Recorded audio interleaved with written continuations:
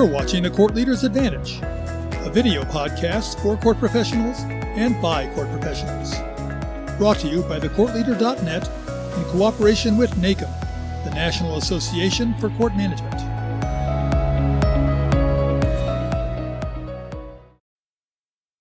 Threats from cyber attacks are easily ignored. Our court's too small to worry about that sort of stuff. Hey, we have a great firewall. Our employees change their passwords every 3 months, just like clockwork. Everyone's been told not to open suspicious email attachments. We're good. Until the morning you fire up your desktop only to find a black screen with the words, "Pay $50,000 in Bitcoin and we'll send you the codes to unlock your case management system." Cyber experts continue to advise that it isn't a matter of if, it's a matter of when. I'm Pete Kiefer, and welcome to the Court Leader's Advantage podcast series. In this episode, we'll be talking to court professionals, several of whom have gone through the mayhem of a cyber attack on their court. We'll be exploring a number of questions. How did the court respond?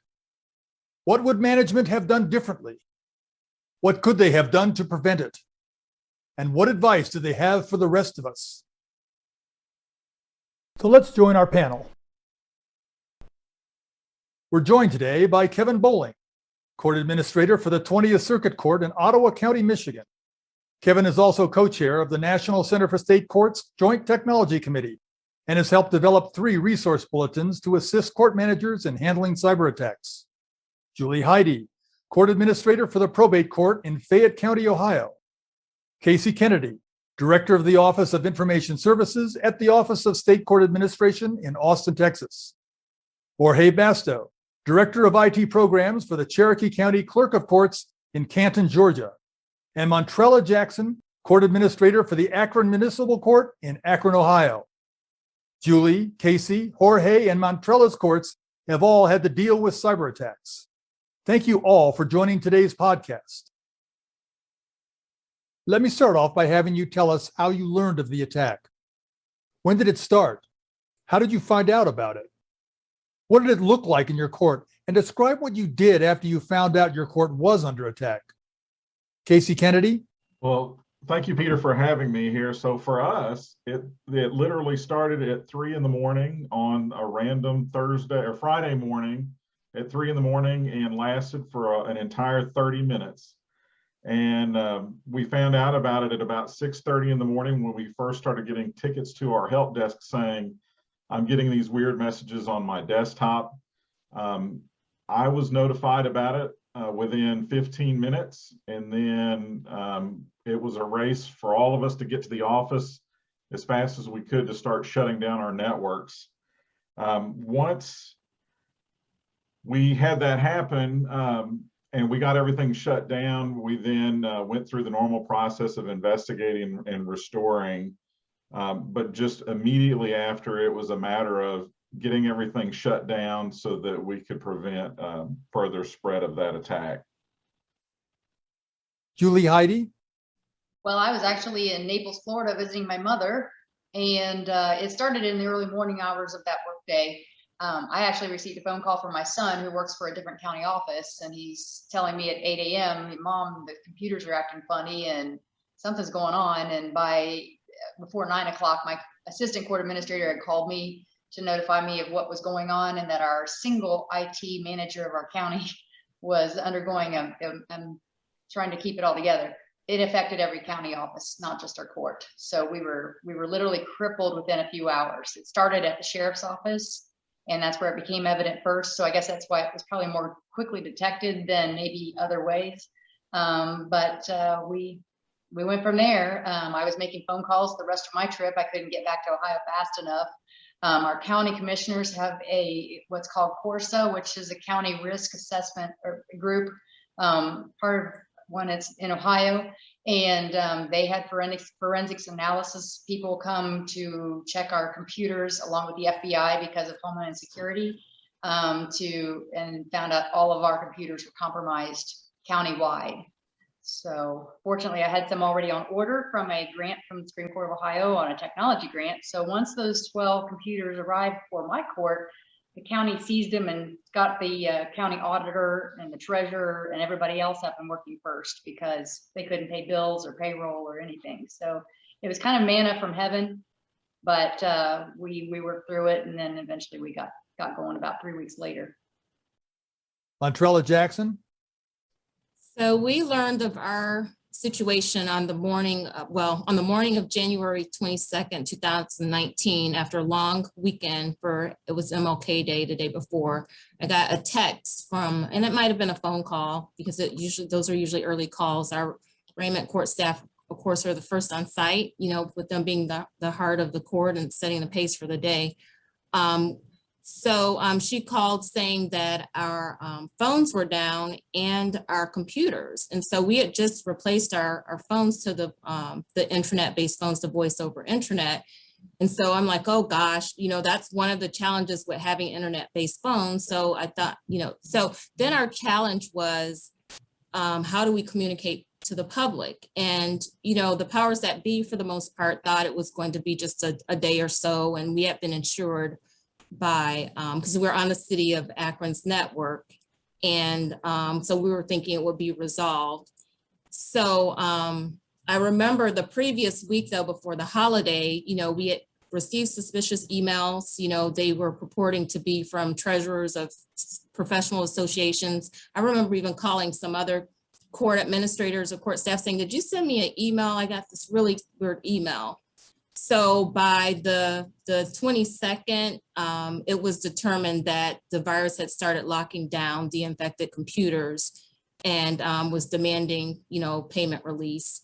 And so the city had decided to shut down 300 of its about 3,500 workstations. But it was determined that it was what they have called the EMOTEP, EMOTET malware program. And it was a new version that had been tweaked by the hackers, and that we were, of course, the first citywide to be the victims of that. And it started with a phishing email. Someone clicked on the wrong email. And so that's how ours started. Jorge Basta. So the attack that I survived was in my previous role. I was the CIO for the Judicial Council's, the state's administrative office of the courts. We had a team of court professionals, that specialists, if you will, that we always worked with the different counties and different training opportunities, everything from reporting, data exchanges, case management, or what have you. We had scheduled a training on a Saturday, June 29th in 2019. About 7 a.m. in the morning, the team started getting online, getting set up for the training, and they noticed our applications weren't responding. So typical IT response, we rebooted some servers and we still couldn't access these things. So I started getting the phone calls just after 7 a.m. Once we started diving more into the folders, we started seeing files on the drive that were unfamiliar. Of course, he said read me and had some exclamation points and some different formats that we had not noticed. And that's when we started noticing we couldn't open any of the files. Started looking around, checking websites, checking other applications, checking our network shares. And that's when we realized that we had something going on. Didn't want to open any files that we were unfamiliar with. So we kind of held off on that. The investigation and reviewing everything took about 15 to 20 minutes. So I contacted the court. We made sure that we canceled the training. And I remember calling my boss, the state court administrator, and saying, we've got a situation. We have something going on. But to this day, I remember hanging up the phone literally 5 minutes later saying, hey, give me about an hour or two and we'll have this cleaned up. And of course, that was not the case. It was definitely a lot more far-reaching than we had expected. So again, applications, websites, network shares, we started seeing the scope of this intrusion was a lot bigger than we thought. Time went pretty fast as we were going through this. We had a couple teams that were helping us look at the response, and it was early Sunday morning that we started seeing some additional unusual activity. And of course, at that time, everything was unusual. So we made the decision within I'd say about 24 hours to go ahead and sever our data center from the outside world. We stopped all communications to see if we could mitigate any further damage. And then, of course, the story, as everyone has experienced, we started seeing really the true scope of what had impacted our environment. Who did you tell and how? Did you contact the media? And who did you call in to help with the investigation? Julie? We did not involve the media. They were the last people we thought of, but our county IT guy was really on top of it when it started to make itself known in the sheriff's department that early morning. And it was starting to transpose itself into other county offices. He quickly shut everybody down and shut down the network, which we're all linked together by emails and things like that. So he shut down the network, trying to salvage everything. Immediately called the county commissioners and the Corsa people. Somewhere along the way, the Homeland Security people came involved, and I'm not sure what that part was. But that's how it kind of started. We didn't care about the media at that point. We were just trying to self-preserve what we had or could, because it was already becoming evident quickly that this could be a major loss. And we didn't even know the scope of anything until after that point. Casey? Well, for us, immediately once I found out about it, was racing to the office. The first call was obviously to our state court administrator to let him know that we've got a situation going on and that we're racing to the office to figure out what's going on. And we're not sure the level of impact or where we are just yet because it's so new. One of the things that we did to help investigate is we had already leveraged some of the existing contracts we have through our executive branch IT department for managed security services. So after I spoke to my boss, also while I'm in the car racing to the office, I called the state chief information security officer, who's the head of information security statewide for Texas, to get their recommendation on who from their managed services contract that we need to investigate. Called them and they put us in touch with an investigator so that by the time I got to the office, within about an hour, we had our investigation team remotely. And then by the end of the day, they were physically on site doing their work. As for the media, that is something that I recommend that the IT folk not be involved in. Luckily for us, our state court administrator is very good with the media, and because the attack impacted our websites, we knew that the media would notice that the two high courts and the intermediate appellate courts are kind of missing at the moment. And so it was about 2 days into the investigation where our state court administrator and our PR person released a media release to just let them know that we had fallen victim to attack and we're in the middle of recovering. Jorge? That's a very similar type of initial response. I started with the state court administrator, who I reported directly to. Within about 2 hours, we wanted to update the Chief Justice, so we had a quick call with him.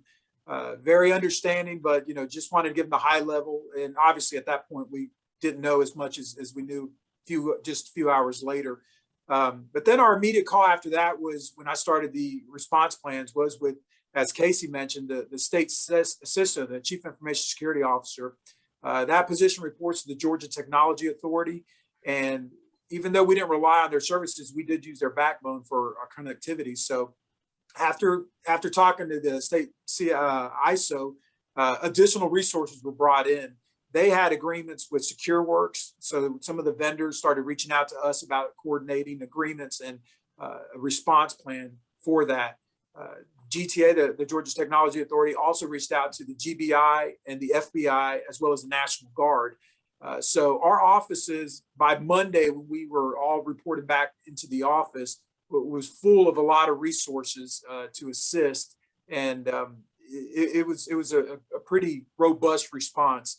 I will have to say that one of the best resources that we were able to use was MSISAC, the Multi-State Information Sharing Center, a free resource that was able to, by using the logs that the Georgia Technology Authority was able to provide, they were able to grab just a tremendous number of logs and really recreate what had happened with our attack. So an interesting thing is that our official reports, even to this day, say that because of lack of information, they were not able to determine the initial infection vector.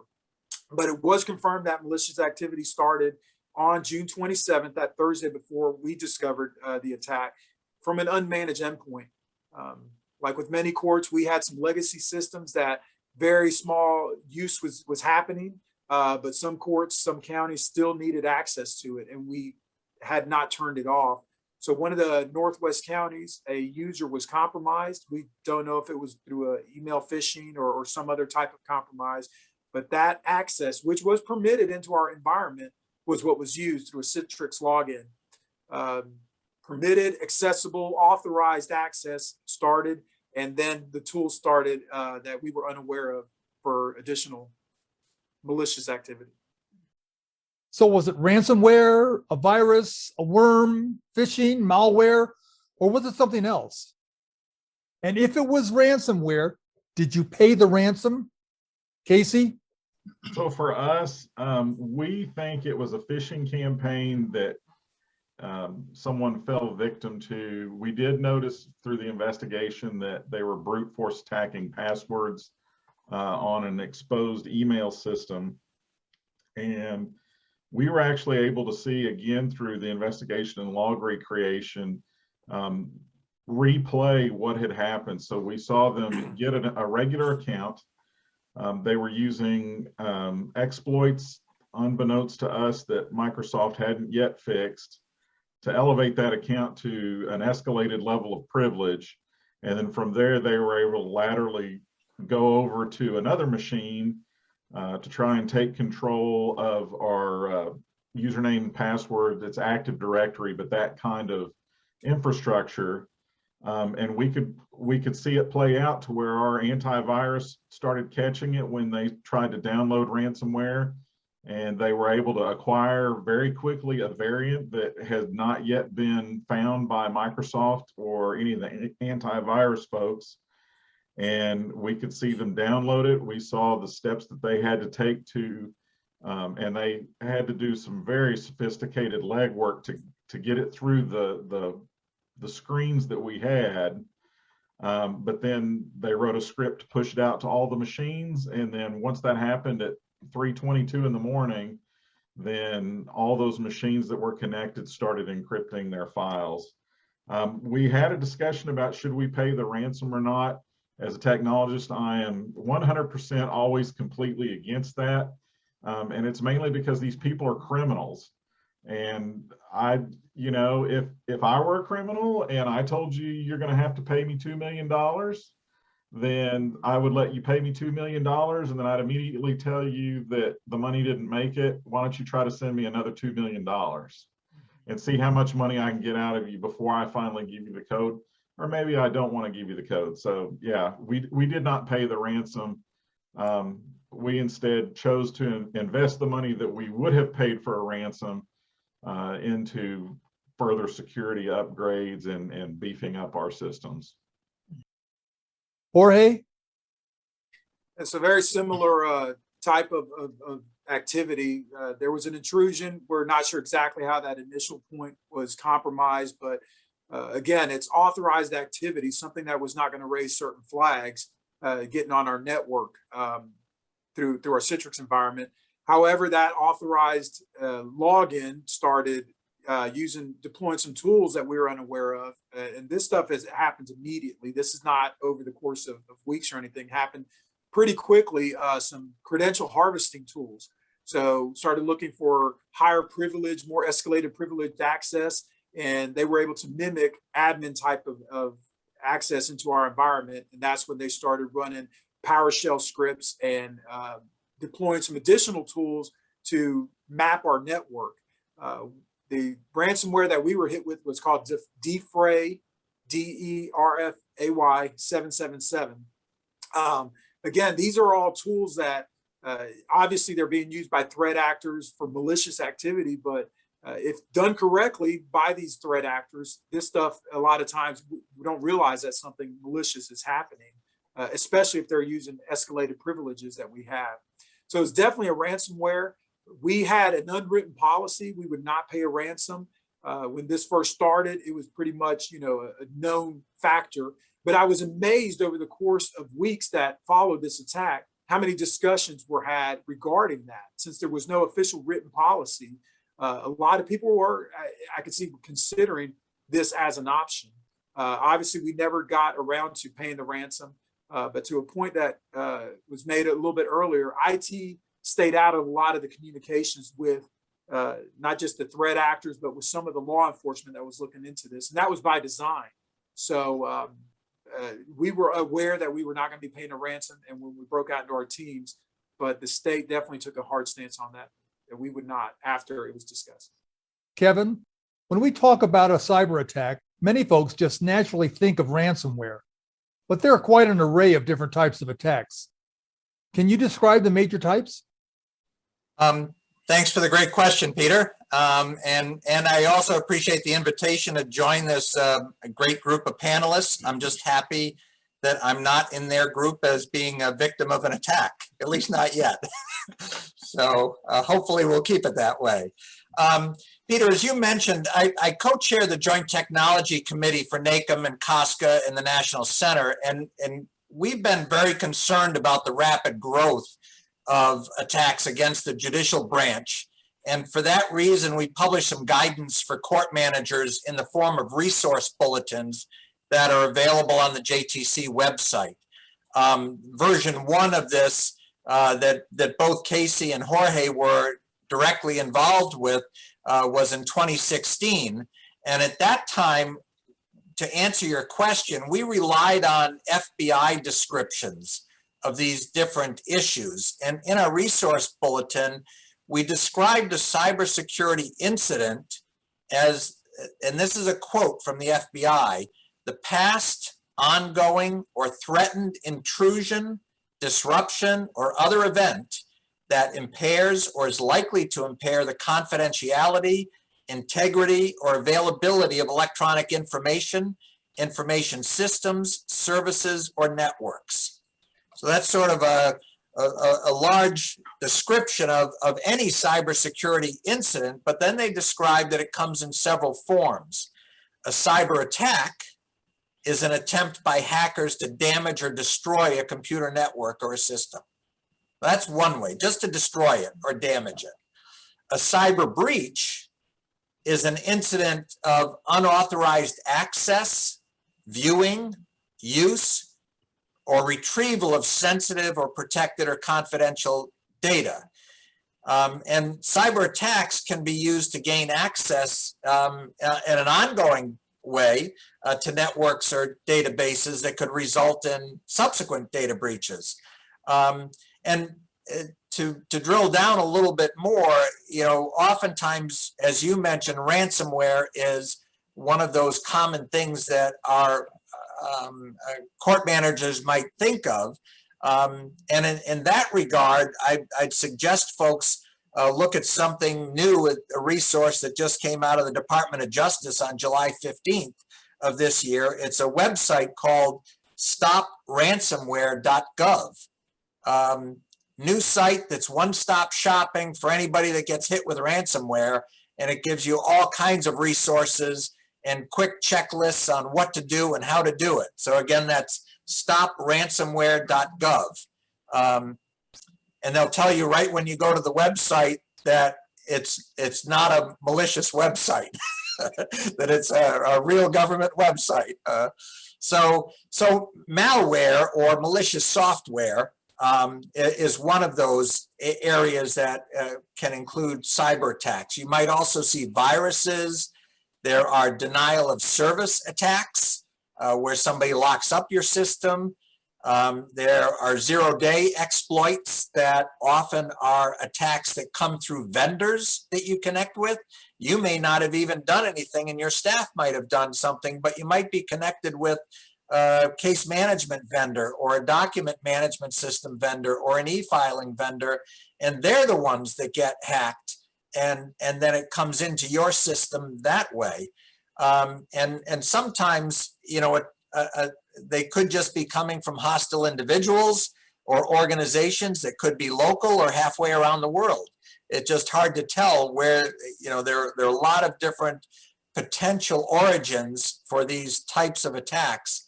And that's why in our resource bulletins, we tried to provide court managers with several different descriptions, if that helps them better understand not only where these attacks come from, what they are, but also, as was mentioned by the other panelists, the different steps that you have to take to begin to repair the damage when it happens.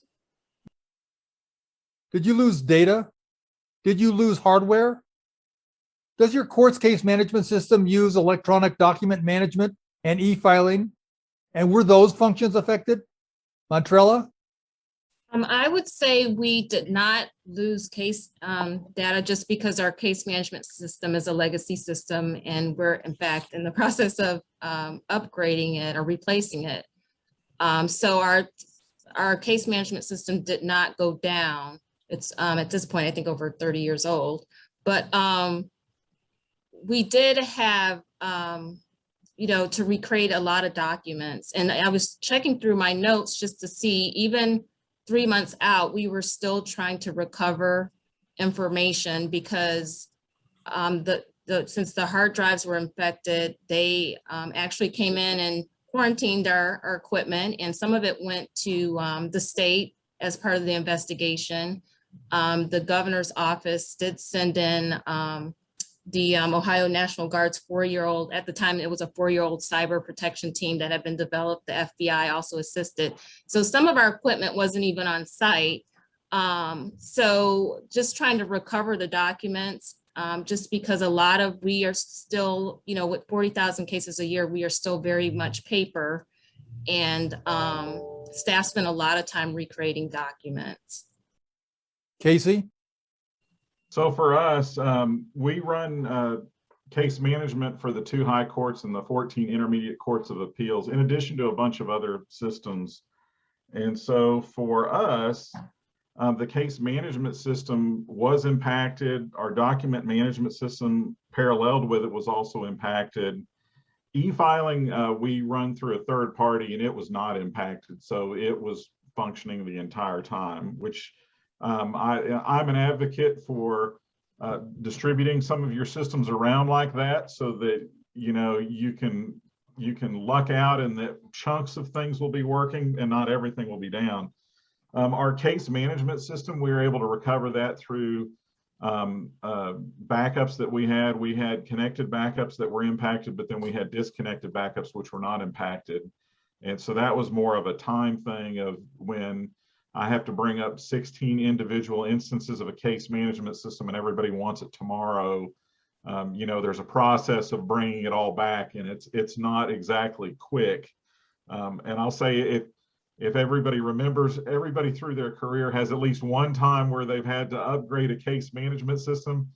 That kind of stuff is measured in weeks and not days. And so starting from a completely destroyed landscape to something functioning takes a little bit of time, but we were able to recover that.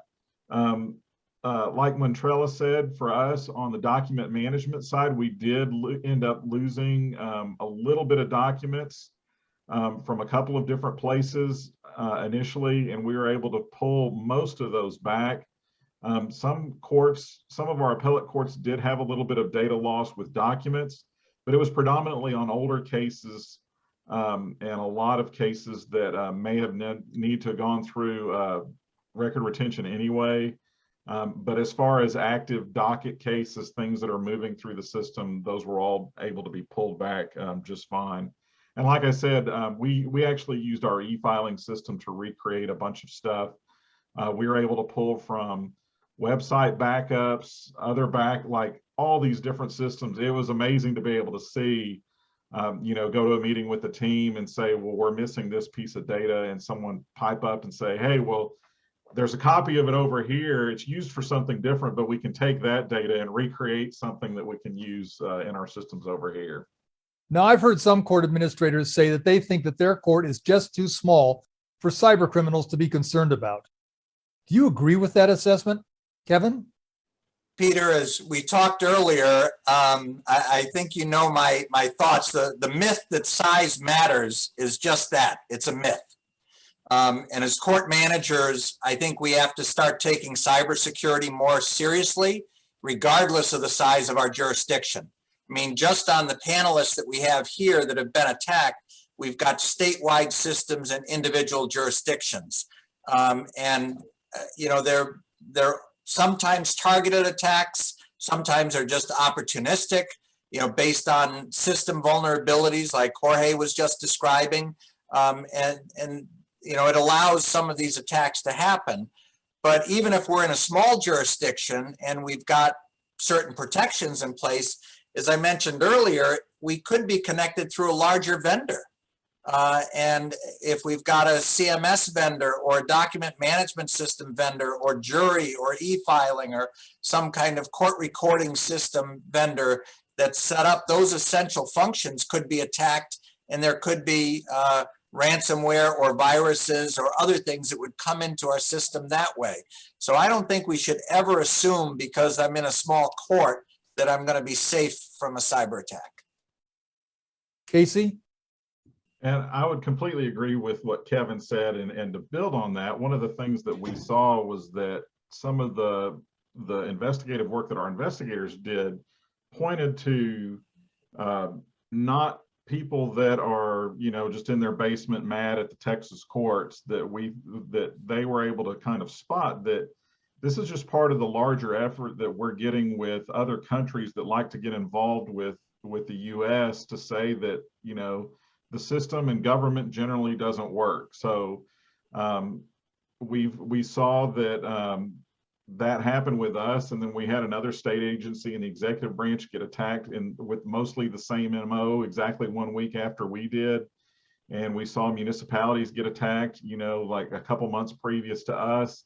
And so it's just part of the thing that these people that are doing this, their main care is that you're part of government and part of an established system of democracy, and, you know, the three branches of government, and let's take it all down and show that none of it works. And so I agree with Kevin, size doesn't matter. Small courts help preserve democracy just as much as the big courts do, and so take them down as well. So I think if you're going along saying, well, they're not going to attack us because we're small, please do not taunt them. Don't give them a challenge. What's the one takeaway that you would like clerks and court administrators around the country to come away with from this podcast episode? Kevin? Don't wait to be the next victim of a cyber attack. Do something. There are a lot of things that we've talked about here today that you could do. There are great lessons to be learned from the other panelists that have been through this. I mentioned some of the JTC resource bulletins that you can go to if you're not sure where to begin. There's a taking action guide that's built in there and a discussion guide that can be your checklist for action. So I just encourage folks to do something. Mantrella?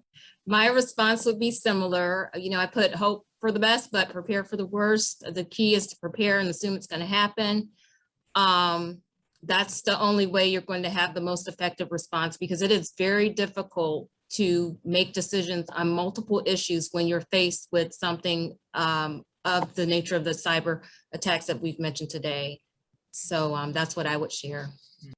Jorge? The fact that it's everybody's job. Don't look at cyber protections as an IT only role. I've been on both sides. I've worked with both sides, and it's almost more threatening from the operations side. You can't depend solely on IT. IT is going to tell you they don't have enough funding. They don't have enough resources. There's too many instances. So it really getting everybody aware of these situations as and part of the security team is really what I think court administrators and everybody else can look at, not just focused in on the IT component. Julie? I would say just keep talking about it. Talk to your staff, talk to your judge, talk to your IT guy. Everybody on my staff, including my judge, is the weakest link. We're all human. And so I have to continually to have the conversation. They kind of think, or I think that some of them have gotten complacent to think that, you know, this can't happen. We've been through the gauntlet, but it can happen any day, folks. And I continually remind them of that. So continuing to talk about it and save your old dead computers in a closet, it's a good thing. Just prepare. It's coming again. I want to thank Kevin Bowling, Montrella Jackson, Jorge Basto, Julie Heidi, and Casey Kennedy for relating their experiences and their advice about this vitally important topic. Cyber threats are real, and we need to guard against them now.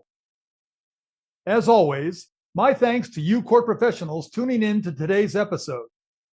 You are the crucial component in fighting against cyber threats. It is your skill and persistence that keeps courts safe. Thank you. Join us in October for another episode dealing with the issues facing our courts.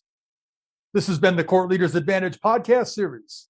I'm Pete Kiefer, and thanks for joining us today.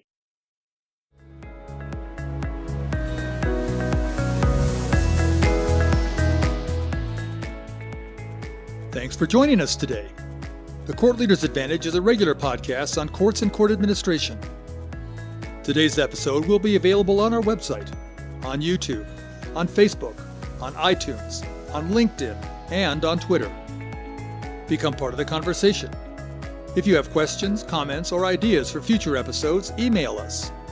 Our address is CLApodcast, that's all one word, @nacomnet.org. Did you hear an interesting comment by one of the panelists that you would like to listen to again, but you don't want to search through the entire episode to find it? The Additional Resources section of the webpage contains a question time marker sheet. Just find the discussion question on the sheet, and next to it is the time that question was asked. You can then quickly fast forward to that time in the episode and listen to the panelists' comments. Remember, if you don't have time to watch an episode, you can always listen to the audio version. Listen in your car or on the bus on your way to or from work. You never have to miss an episode. I'm Pete Kiefer, and on behalf of our guests, the Court Leader website, and the National Association for Court Management, thank you, and have a great day. The views, information, and opinions expressed during this episode are solely those of the host and the individual presenters. They do not necessarily represent the position of the National Association for Court Management.